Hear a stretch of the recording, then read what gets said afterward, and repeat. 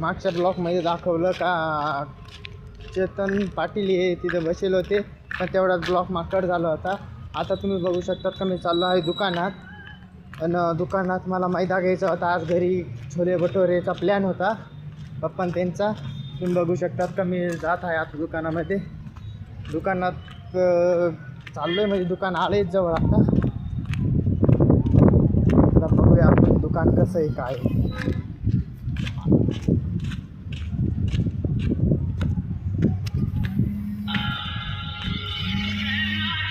बघा दुकानात आलो आहे. दुकानात आहे आपले शरद काकांचे. आणि शरद काका आम्हाला मैदा द्या बरं अर्धा किलो.